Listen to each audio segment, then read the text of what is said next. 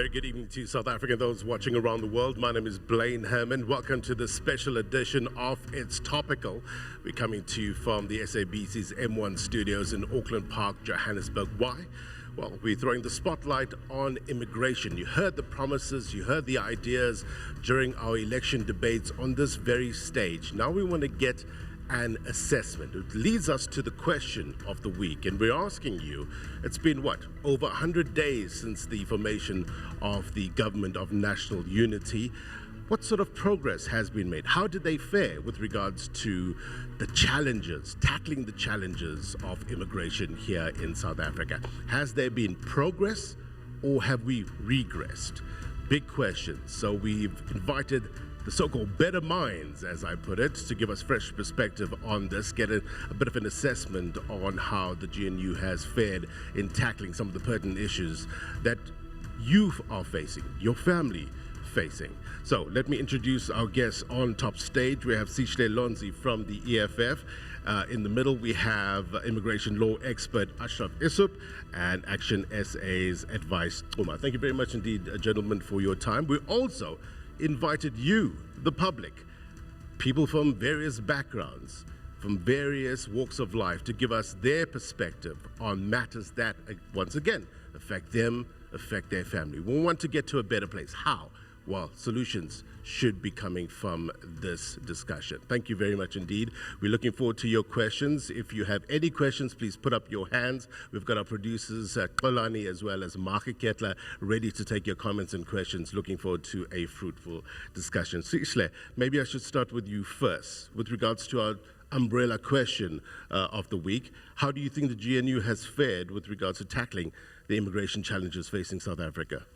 No, thank you very much, and thank you to your viewers and greetings to the fellow panelists. I think the so-called GNU, which is nothing but a proxy for a DA and ANC coalition, is bound to have a lot of contradictions.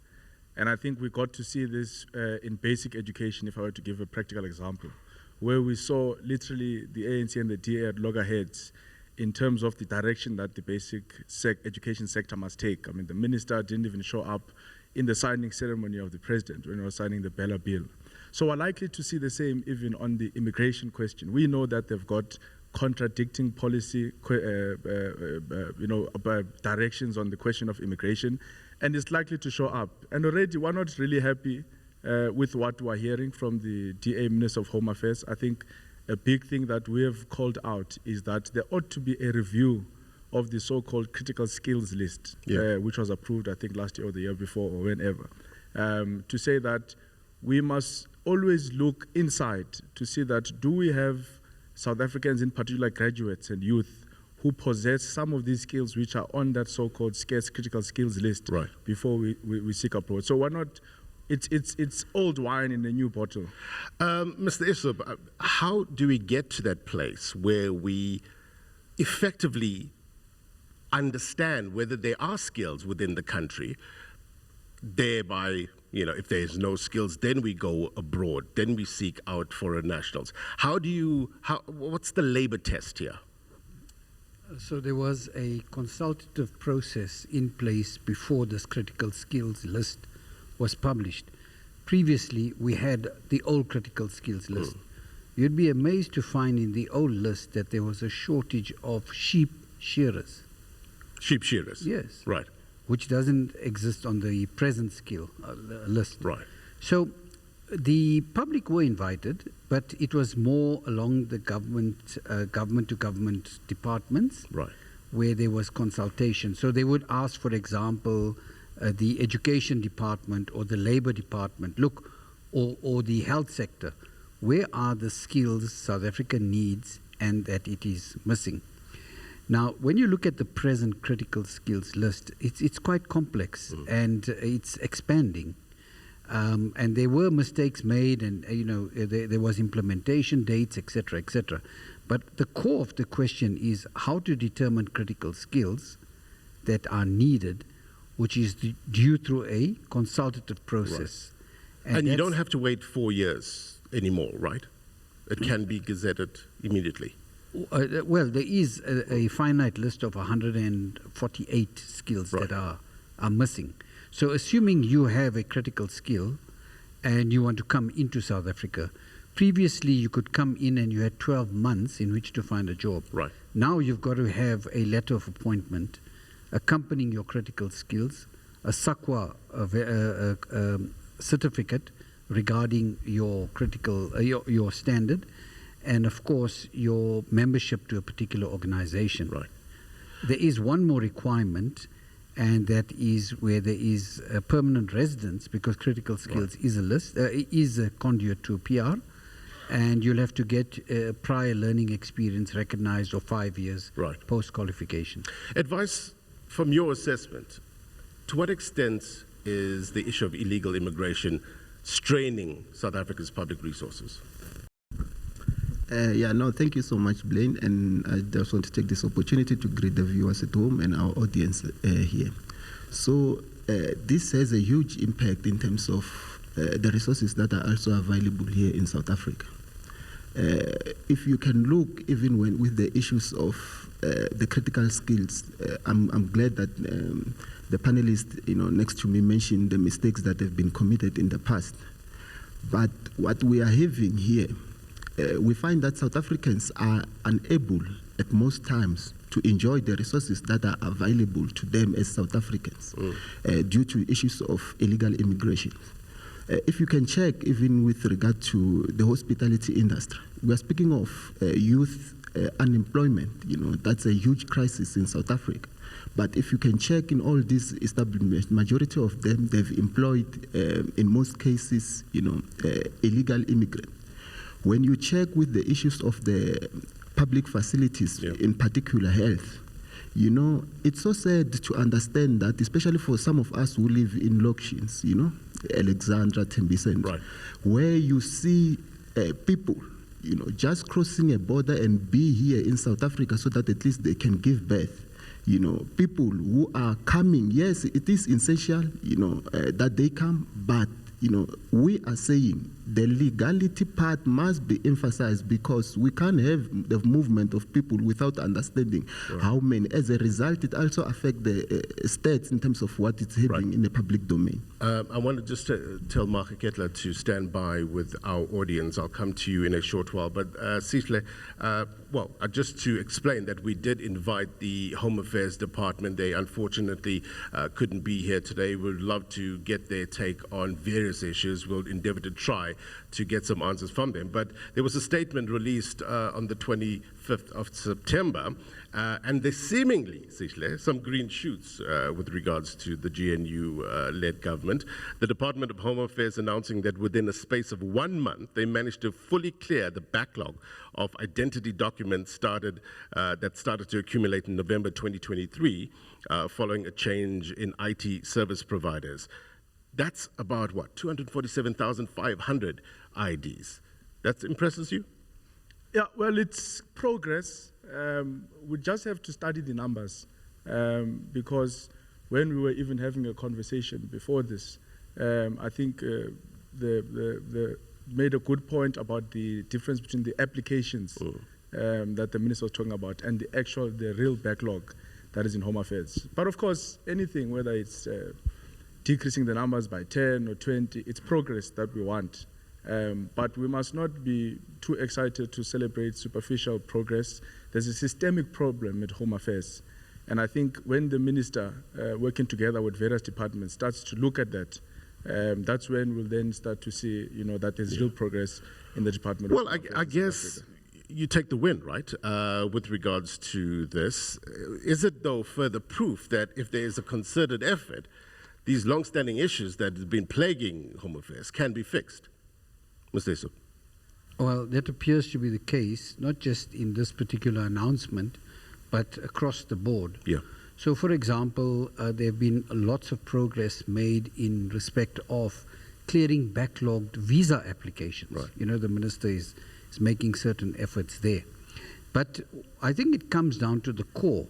It's quite amazing. It's the same department with the same DG, with a new head, and that seems to be making some difference. Now, whether that is going to be sustainable or whether that's just cosmetic, only time will tell. Right.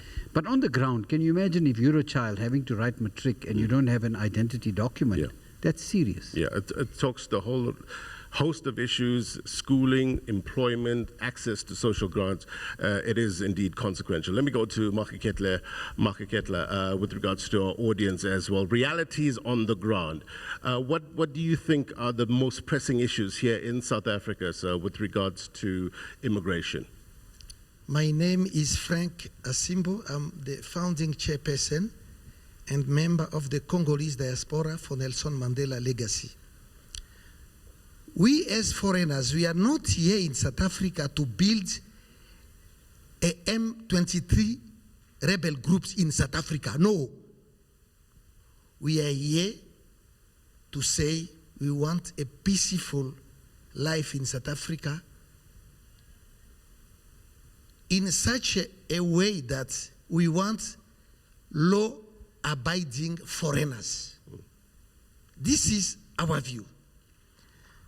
So, please, we are not here looking for confrontation, right, but we are here for a fair settlement over the issue involving foreign nationals. Right. Thank you very much, sir. Let's go to Olani. Olani, who do you have with you? My name is Tabiso Mapike from Bopilong. I'm proud to say we the only township in Gauteng that has got no foreign nationals because what we did, we chased them out of our township because we are like our country is full of politicians that are just talking a lot of English but doing nothing about the townships. We stay in townships that are full of foreign nationals, and these foreign nationals are taking over economy. Black townships, we have foreign nationals that has got tech shops in it. We had about 138 tech shops of foreign nationals in our township. And our township is one of the poorest township, but we had 138 tech shops that are owned by these people. And who brought these people in our townships? The government. Because are there no laws in this country that protects illegal immigration? Because there's Illegal Immigration Act 13 of 2002, Section 19, that says for illegal immigration, for immigrants to have businesses in townships, at least they must invest 5 million rand. And they are not supposed to own, or they are not supposed to run spaza shops, salons, vegetables. But these people are running all of those things in our townships. Why are we letting them to take our economy? So we want our economy back. This is what we are going. As Bupilong, we are fighting for our economy. We want our economy back. And we took it. We did it ourselves with no assistance from the government because the politicians are just there to speak English. Right. And they don't act on whatever that they are saying. So we are sick and tired of politicians talking English here and doing nothing about us in the townships. All right. Thank you very much indeed, sir. Machel, you have another guest?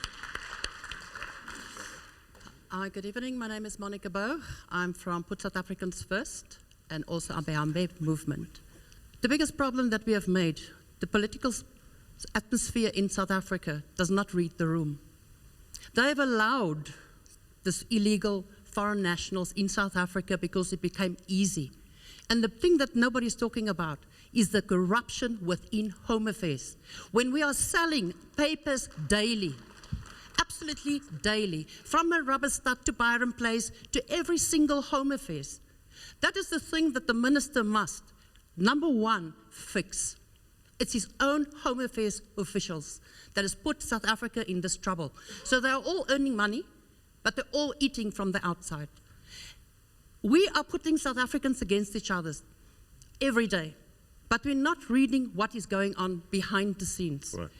Okay, thanks. Thank you very much. Let's take one more question, Olani, before we get a response. Yeah, good morning, everybody. My name is Idris Nungu. I'm from African Migration. Actually, people that are blaming the foreigners to be in South Africa, they are very wrong. You can go to America, you can go to Britain, you will see foreigners. It's not only South Africa that has got foreigners. So we need, as Africans, to stay together and have peace and love. We need to love each other. We must stop this thing of fighting each other. Other people are laughing at us. We are coming from apartheid. Thank you. Thank you very much indeed. Advice, maybe I should start with you. And the principle of Pan-Africanism shouldn't promote illegal migration, right?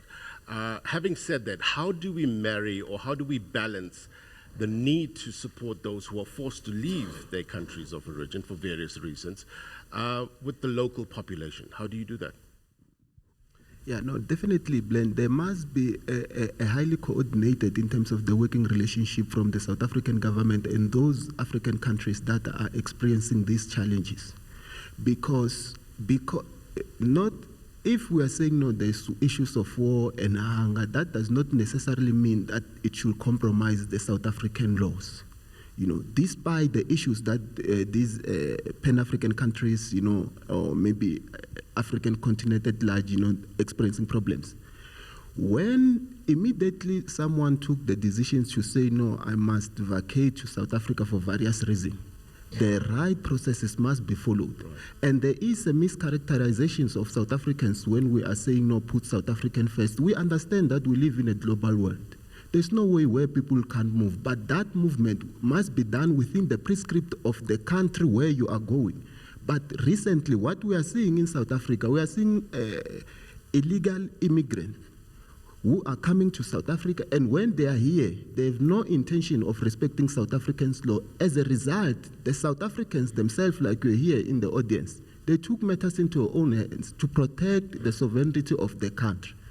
Mr. Essop, with regards to the question of foreign nationals owning shops in various areas, in terms of the national labor migration policy together with proposed legislation, talking to issues of quotas, etc., how does the current legislation or proposed legislation talk to the issues faced by people on the ground?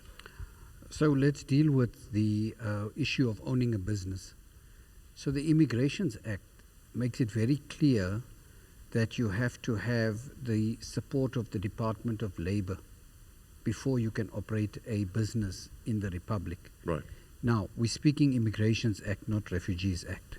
Let's make it easy, get that out of the way. The Refugees Act doesn't require any of those very strict compliances.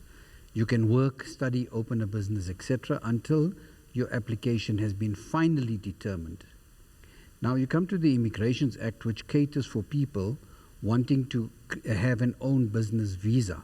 There they're required to have 5 million rand in capital or a waiver if it's one of the 8 sectors that are sought after, like automobile industries, tourism, etc.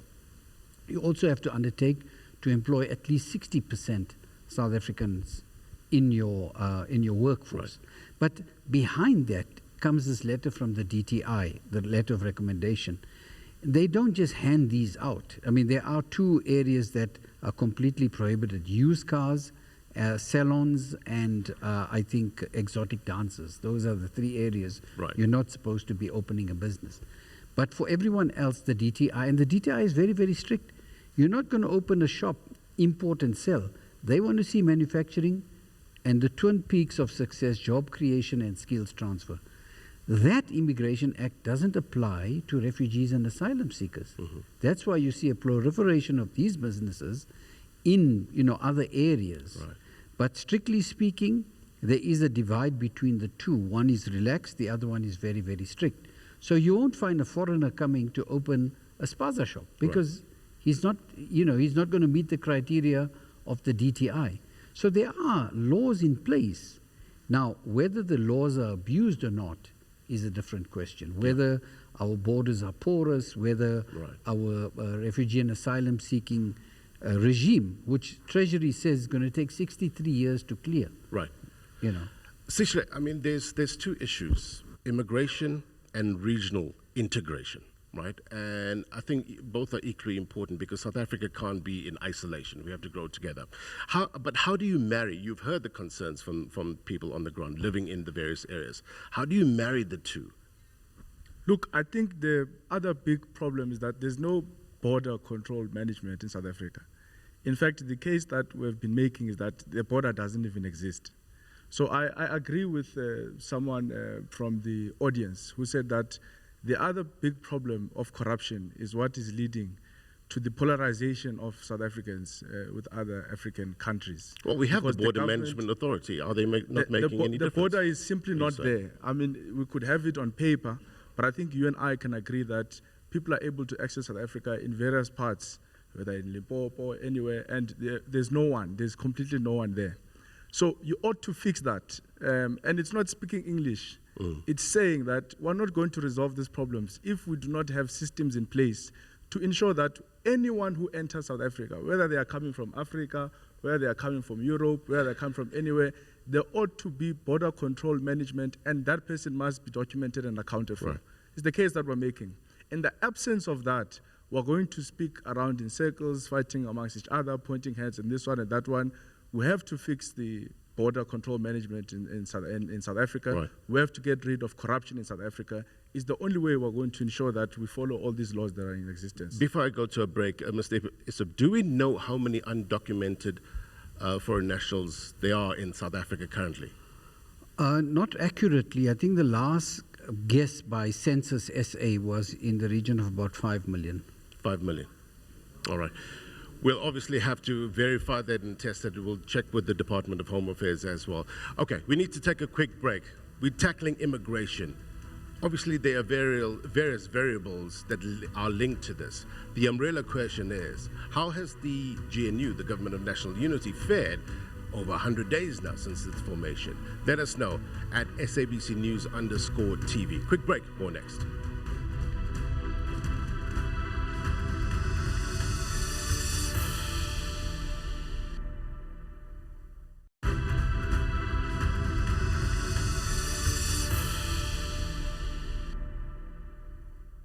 Welcome back. You're watching It's Topical. Question: does secure borders equal economic prosperity? And to what extent, on a national level, does corruption as well as incompetence impact on the economic situation of society's most vulnerable? And I wonder how much that contributes to the tensions between locals and foreign nationals. Let's get the word from the ground, those that have gathered here from various walks of life, various backgrounds. Xolani is with a few of the audience members. Most pressing issues for you with regards to the immigration issues here in South Africa. My name is Sihle Lonzi. I'm the national organizer of Operation Budula. It's highly puzzling as a community member, as a member of a political organization, Right. to say there are foreigners in South Africa, legally or whether legally or illegal, who are here in South Africa working and operating businesses. They are not providing rare and critical skills. I can give an example concerning domestic workers.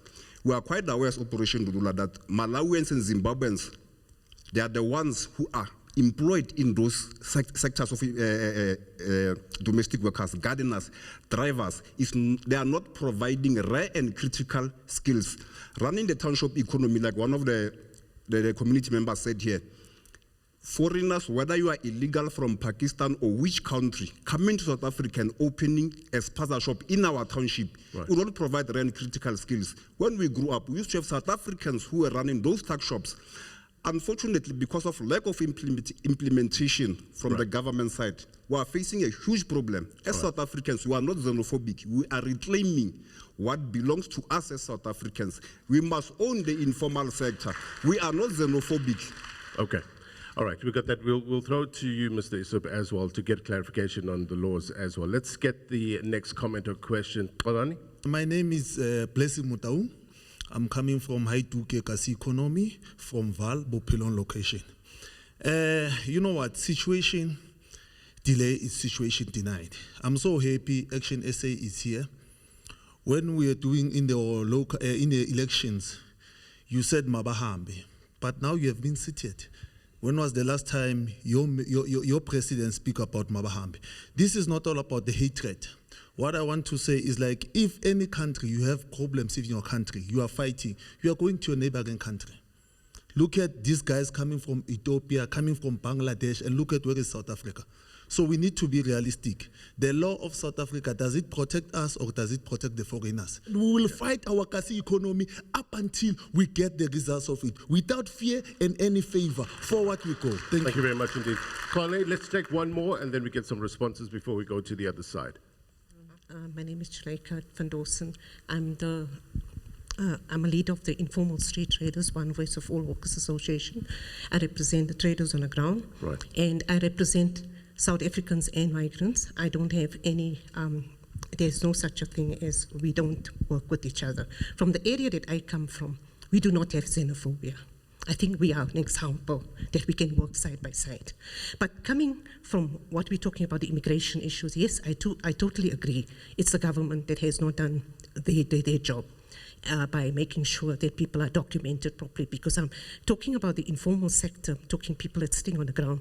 Yes, definitely. The uproar has been there for a very long time. 30 years ago, this uproar was there. Right. How do we get documented? How do we put permits together? Yes, those things have not been done. So we're sitting with a very, very bad issue. Let's leave it there. We'll get more questions in a short while. Advice to you first to respond to the gentleman. All right, no, thank you so much. So one thing that I also want to clarify and emphasize from the ActionSA point of view, if you could see that, we haven't abandoned our stance on Monday, we also show solidarity with the like-minded organization where we're saying, no, enough is enough, South African first. So we were there in Pretoria. And with regard to the local economy, particularly looking at Spaza Shop, we are still continue and will want to partner with like-minded organizations who are emphasizing that the local economy must go back to the rightful owners. So we are readily available as ActionSA, and also to emphasize that it is encouraging that we are having understanding on the ground that these things must be done through the law, as the colleague have said that they are doing their operation within the ambits of the law. So we are here, we are together, we are with you, and in Parliament. If you can check our Chief Whip, Sihle Lonzi, who is also our spokesperson, he has also been very hard at the issues of immigration, where we're demanding answers from the minister, not this publicity that it's happening. Okay. So before I get to you, Sihle, with regards to, the focus seems to be on small businesses, right?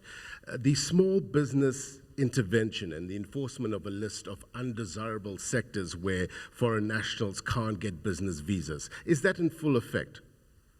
No, not to my knowledge yet. Look, as I said, the Immigration Act doesn't allow for that kind of business because the DTI doesn't support it.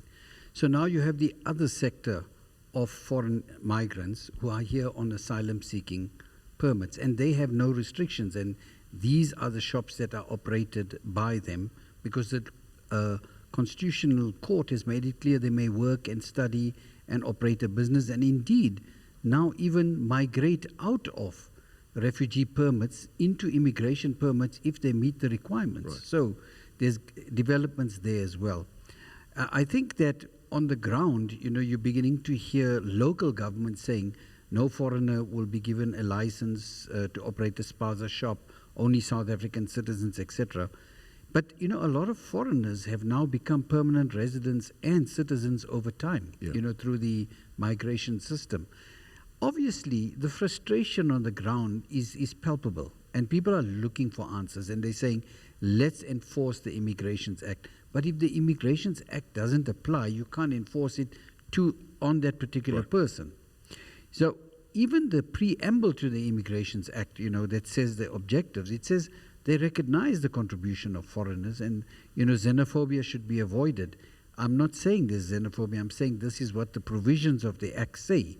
So we have to work towards solutions, and perhaps one of the solutions would be to invite partnerships with the foreign store owners who seem to have the ability to put stock together and to run businesses on an ongoing basis. And perhaps partnering rather than just shutting the door might be a long-term solution.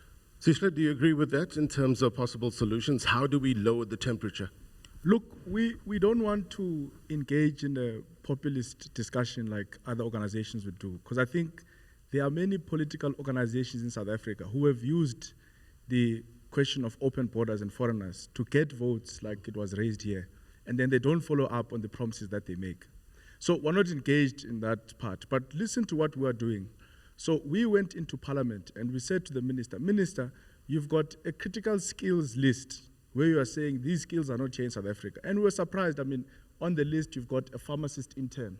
On the list, you've got a nurse. And we said, how can a nurse be a scarce skill in South Africa when there are so many young graduates, unemployed youth, who can be nurses, who can be pharmacists. And even if you say to me the problem is about experience, there's no way an intern. So it means even an intern from abroad has more experience than a South African graduate. So we're fighting that in Parliament. So we are dealing with the legislation. We don't want to engage in a public spat that seeks to polarize South African communities. Right. But we are fighting the legislation. We're saying the minister must prioritize South African graduates and South African youth when it comes to jobs and skills. All right, let's take it back to our audience. Mark Kettler, I think this will be the final round before we get some comments. Mark, who do you have? You're speaking to Petunia. I'm from the Operation Dudula. We don't have to sugarcoat anything. Under Section 22, it's prohibited for foreign nationals to run a business in South Africa unless you declare that you're in the country or you've invested 5 million. And now, when we grow up in South Africa, we used to sleep without locking our doors. Now we need to lock our doors like we're in jail. They are killing our kids. They're doing rituals with our kids. They're raping, they're hijacking. They're evil. Drugs. As I speak, my son is in drugs. Then do I have to sugarcoat? And they stand in the street, they pretend as if they're selling sweets, of which they're selling drugs. They've demolished South Africa. We don't, and I don't care who can be the president or whoever. We don't have to sugarcoat. And all the political party, they've been eating and sitting, getting fatter and fatter on a daily basis, living in fleshy lifestyle. They don't care about South Africans. And we don't have to pretend South Africa. South Africa, wake up. All right, thank you very much indeed. Let's go to our other audience member. Your question, comment? Hi, hello. My name is Olani Aboredele, and I'm the chairman of the Nigerian Union in Gauteng. In Africa, there are 5 countries with very high population of migrants. Why is the issue of South Africa so much? Because the government of South Africa is failing its people. We have to be very honest about that. People talk about crime. You know, there are agencies involved in crime. It's like South Africans are shifting all the blames, the failures of the government on foreigners, which is not supposed to be. But beyond that, going forward, as people, and as people that are legally or people that want to respect the law, what can we learn from South Africans, and what can South Africans learn from us in terms of lifestyle, in terms of business, in terms of empowering ourselves? I think that is the conversation we need to work towards, right? Rather than blaming ourselves and pointing figures on each other. Right. Thank we you need to very move much forward. Thanks. Let's get one more question and then we'll get some responses. Marke? My name is Tawang. I'm from Abraham Pacific National Movement. When you go to firms, you find that when you go looking or seeking for employment, they will tell you that they don't hire South Africans. They want people that are hired outside. When we go and say these people are not supposed to be here because they are illegal, you'll find organizations, NGOs like your Helen Sue's men coming in and saying they are protecting these people, they can't go because of these people have problems in their countries. And again, why I'm saying this is because of the very same people. They don't see that even this very same, they say African brothers, they have been exploited by these rich people because they're not paid minimal wage. Okay. They are exploited and we are allowing it. So we are saying here as South Africans, as well as us, to say government really need to work with the people on the ground, or otherwise hell will break loose, as the lady from Operation Tutu has already mentioned, because we are hard fall. Thank you. Thank you very much indeed. Sihle, let's get your take with regards to the perceptions around foreign nationals versus the reality on the ground. How does that marry up for you? Look, I think the last speaker makes a very good point, because we are being made to fight against each other by people who are profit-driven. He's absolutely right that even the illegal, or rather the foreigners themselves, are being exploited by the same businesses, because they know that if someone is desperate, maybe there's war in their country or they had to run away, they are willing to take 500 Rand or even 1,000 Rand a month, whereas a typical worker in South Africa won't take that much. They know that they can't follow labor practices because these people can't report them to the police station, because if they go to the police station, the first thing they're going to be asked is about documentation. So they exploit them, sometimes they don't pay them. So the real problem here, again, it's the business owners. But secondly, there ought to be consequences, and that's where government then comes in. Government also doesn't, there are no consequences for these business and factory owners. Like the legislation is there. I mean, we spoke about the 60%. So it's not a problem of legislation. Well, the pushback would be that they are trying to make some inroads. You saw the recent blitz in terms of the various restaurants around South Africa. Does that not give you hope that there's something being done? Look, I think those are PR stunts. I mean, it's like what the Minister of Correctional Services did when called SABC, called a newsroom and everyone and did one visit in some prison. Those are PR stunts. There ought to be real consequences, like business owners either must be fined, they must be arrested, and that is the only way we're going to be able to resolve the polarization. But I'm not persuaded that I must hate on someone who's being exploited themselves by the same businesses. So the problem is with government corruption, the problem is with factory owners, business owners. They ought to follow the legislation. Right. Advice? Yeah, no, thanks. I think there's a high level of disrespect sometimes, to the people that have positions and power, because ordinarily they no longer live in the spaces where ordinary people are. So that's where there's a mismatch, But if you can check in terms of the spaza that are on different locations, you'll realize that's why in some rare cases you find that, the products that are being sold to the community, they have an impact because health standards-wise, we've seen children dying. And when people, call out these things, they are being named xenophobic, they are being called populist, so that's a disrespect that is existing. So, but if people can, allow themselves to be humble enough to understand the struggles of the people, not just to go there and listen and think that, maybe I'm an expert on this, and then come there with academic concept, but go there with the open heart to understand the reality of the people on the ground. And then that's where we'll get the solution, because these things of, creating academic solutions without even going to the ground, it's one of the cases that now we find ourselves having a mismatch in terms of what the higher learning institutions are providing into what the market needs. Right. So I think there's this level of approach that is being driven. Hence, South African are labeled xenophobic, without having to understand the context in terms of where they are coming from. Mr. Essop, the big takeaway that I'm getting from the audience is that there's a lack of implementation of laws and policies that kind of safeguard the locals. Is that your sense as well, or does the legislation need to be reformed? Well, I think it's both-ended. I think legislation definitely needs to be reformed. And I think implementation of just ordinary laws and bylaws must be enforced. I mean, if you are able to open a scrap yard in a residential area, that's already in violation of the bylaw. So now if you don't police that, and effective policing means making sure that all bylaws are applied, then you're going to have a bigger problem, as we've seen. We've seen even public parks being taken over. So I think the problems are multifaceted. We're looking for solutions. One of the ways that a person can engage with government is write to the minister. The minister was invited for lunch by some big business. Arrange a lunch. Arrange for the ministers to come out, as they did during the elections. Engage with the minister. And make it a public record. Write that and publish it, and engage with your local councillors as well. It's important. I think we all have a responsibility to fix things. All right. More questions from the audience. Mark Kedler standing by. Questions, comments, sir? Thank you very much, Blaine. My name is Tsiriso Mavundla. I'm representing Abahambe National Civic Movement. I would like to go back to your very first question. When you opening statement to say, what has the GNU from the 120 days that they've been in office, what they've done for South Africans? We are very much disappointed. And I would like to say categorically that we're expecting to have either a Minister of Home Affairs to be here to respect South Africans. We have a burning issue in this country. It shows that these people are not serious. It's an insult to South Africans that he's not sitting here to hear what the audience are saying. Number two is that in 2021, the government was so quick to declare a national disaster on COVID-19.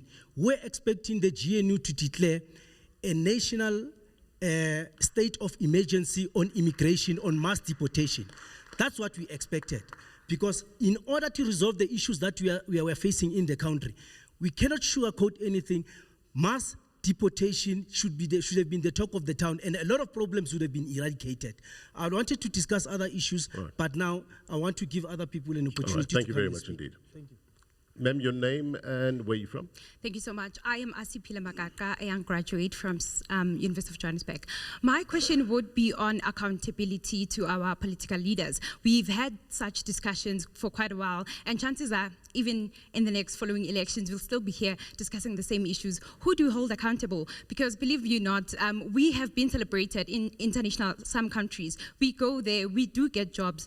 In other countries, it is so sad to come back home as a graduate. You're not employed. At home, they're looking up to you. And we would have our political leaders busy coming and telling us about border controls and whatnot, letting illegal immigrants in the country. And you see them, they're working, they're more prosperous than you. Yet you went to school to study for this thing and you're not getting employed. We do go there, as some of them have said, they would want certain favors from you, especially if you're a female. Who do we go to for accountability? We're tired of talks like this, where we're just talking, but nothing has been done. Thank you. Thank you very much indeed. Next question, sir. Your name and your question. My name is Lotte Mayan. I represent Gauteng citizens. This thing of this government is a de-skilling agenda. They don't want to invest in education. All they want to do, they don't want to develop their own people. We are graduates. The person there said that in America and everywhere else, there's immigration issues. I'm from there myself. I've got a permit right here in my back, a work permit for America. But when the work ended, I came back home because I do not want to be a burden on another country. This is why we vote properly when we vote, but citizens need to take this thing on themselves. There's 12 million people in this country that are unemployed, and we want to make sure that that special skills program is revised. All right, let's get a few more questions. Let's see how many we can. Greetings, everyone. My name is Nico. I'm from Operation Tutula. Well, the problem is, as South Africans, we have been abused by foreign nationals in such a way that you will find a person coming from the country, as for instance, Zimbabwe. There is no war in Zimbabwe. Some people, they will say they are coming there because of this persecution. But then, if there is persecution, there is no war in Zimbabwe. Why would Zimbabweans, all of them, flock into South Africa illegally? Because of now they are the ones that are employed as gardeners, they are employed as security officers, they are employed even in municipality offices now as managers. And then those are not scarce skills. So this is an abuse. Because if you can say, then fine, we are trying to help other Africans, then we should be following the laws of this country. Because if you go to these countries, they apply their laws. They don't hesitate. So why is South African conducting itself in the manner that is conducting itself, especially the government officials? What they are doing is wrong. All right, thank you very much indeed. Let's get one more. My name is Petunia Sibanda from the ZIF Zimbabwe Immigration Federation and also the African Diasporan Forum. My concern is, thank you, brothers and sisters from South Africa. We heard you. We heard your crisis. But then now, my concern is on the GNU government. Can the ruling party and our ruling party back home in Zim, can they fix the situation in Zim? Because we're facing this. Everything that everyone is complaining about is because of the two governments, of the African governments that are not sorting out the issues of other African countries. Africa is rich. Africa, we've got everything, but just because of those high-profile people in the government, they're benefiting a lot from our countries, and us poor people, we are the ones suffering, fighting each other, instead of them fixing the situation. Once the situation in Zim is fixed, I promise you, brothers and sisters, we'll go back home peacefully. Thank you. Right, thank you very much indeed. Let's get some quick solutions. Look, we need to find a way forward, and you've heard the frustration of people dealing with this for the longest of time with no tangible solutions. That's the sentiment that you're getting there. What's the solution? Is it a political, is it ground level, is it a bit of both? Look, there must be a political will from government to resolve these issues. And in the absence of a political will, then we're not going to be able to resolve all of these issues that are being raised here. We are more in line with the young people, in particular the graduates, and even the youth that simply have matric or the NEET youth, not in employment, not in education and training, to say that any job opportunity that is in South Africa must first prioritize and look at South African youth and graduates. So that's why the first fight that we're going to be waging is against, or rather is in review of the so-called criticals list. Because these are things that are there, low-hanging fruits. I see the other much broader discussion that we're having, but we've got a list of so-called critical skills or scarce skills, where literally the minister is approving visas. It is saying we don't have nurses in South Africa, therefore we're going to get a nurse from outside. We don't have mechanical engineers, therefore we're going to get them from outside. This is a fight that we can literally fight and win and get the type of gains and the type of outcomes that the people are fighting for. Right. To say, let's review this list, let's prioritize South African youth, let's prioritize South African graduates. That's a fight that we're waging. But at the center of it, there must be a political will to remove the corruption at the border, to remove corruption of Home Affairs, even the South African police services, the corruption there as well. Accountability advice, something that came out strongly. Is there enough accountability in South Africa in order to put paid to certain issues that we're facing currently? Clearly not. There's no accountability, even the enforcement of the law, when it is being done, it's for the publicity and for the cameras, and then when they're done, it's closed case. And in the past week, while they were busy with their publicity stunt, it was so disappointing to hear a chief inspector, after they found one of the restaurants in Sandton having many illegal workers who were there, meaning that South Africans were robbed for those opportunities, particularly the young people, to say that now they must start the process of formalizing those guys instead of communicating of these individuals need to be deported and the owner be held accountable. So it's one of those things that clearly tells us there's no political will. There's no accountability even from the chief inspectors themselves. I think, we need to start to inspect them in terms of, where they've been, because there's these issues of corruption, because you can't stand in front of cameras and then the whole South Africa is watching you, you find something that's wrong, and then you create your own law in your head to say, now we must start formalizing while young people are seated at home. And these kind of things, it breaks families. Yeah. It renders our education useless because we are having graduates who can't get employment. At the end of the day, the criminals are flourishing rather than those that went to school. And then how do we encourage the fellow young people to say they must go to school when the situation is like this? All right. Mr. Essop, I will get your comment in a short while, your final comments. Let's get a last round of questions, and then we'll get final comments. How are you guys? My name is Teko Abel Kuno. I'm from Bopilong, Kasituka Economy. I just want to get straight to the point without wasting any time. As in our township, we have 137 shops that were owned by foreign nationals. How many, sir? 137 shops that were owned by foreign nationals. If you can count each shop, if it generates 1,000 a day, it's 137,000 a day. Calculated by month, by weeks, that money is going out of our location untaxed, without us benefiting anything from it. So what we did, we've managed to remove them from the shops. We are the ones who are owning the shops now. We have employed our youth. As we speak, crime in our location has decreased. We have statistics that can show that. Thank you. All right. Thank you very much indeed. Let's get 3 more questions and then we'll wrap up. My name is Jean Boissa from the Congolese community. What I would like to say that we have 17 countries in Africa that are in conflict.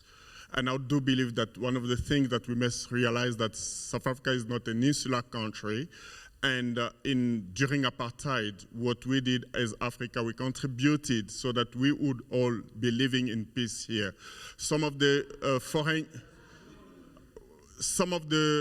people that we are able to do is to bring what we call transfers of skills.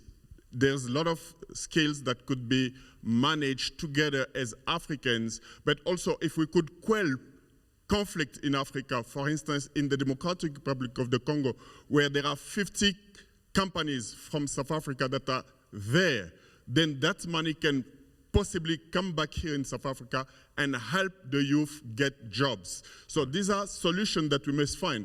What are the solutions? We can sit here and talk. When we travel overseas, I can travel from Copenhagen to Roma with a single Schengen visa. Why is it so difficult for us as Africans to live together, and yet you are talking about Ubuntu? All right, thank you very much indeed. So your name and your question? Greetings, this is Temba Mtembu from Operation Tutula. there are principles which are accepted in international law: territorial integrity and sovereignty.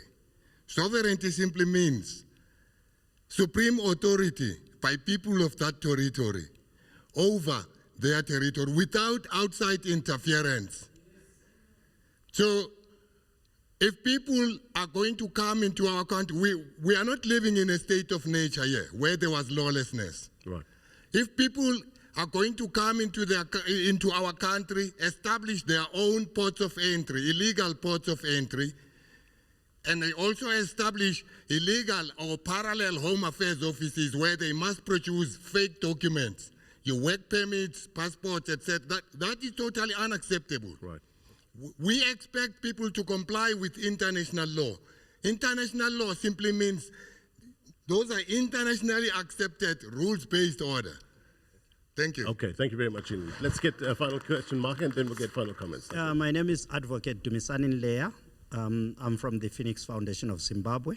I've been living in South Africa for 30 years legally. I would like to concur with the South Africans who are concerned about illegal immigrants. I'm also concerned. However, I would like to implore the Minister of Home Affairs to start conducting workshops on teaching people on how to legalize themselves. Because what we have here is a problem whereby people do not have the knowledge on how to legalize themselves. We have people who have already established families here who can live, if they have to leave this country, they leave 10 children without anybody to look after them.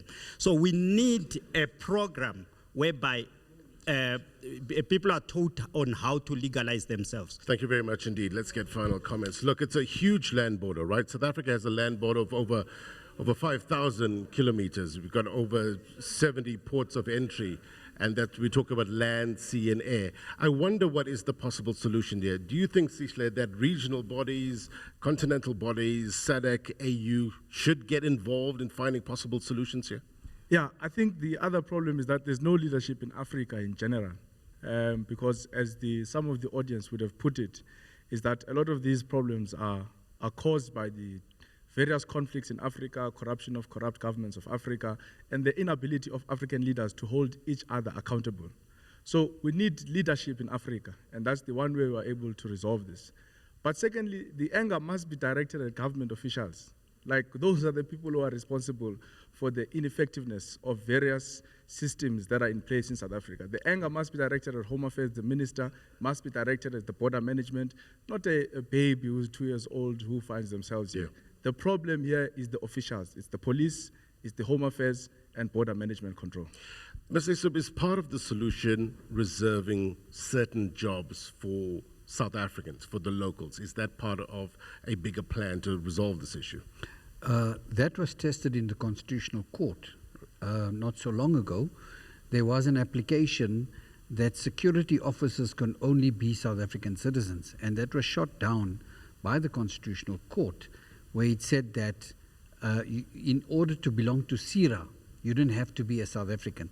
The argument was that, it's such a critical part of our security to hand over private armies, basically, to do your security. It could be a threat on the state.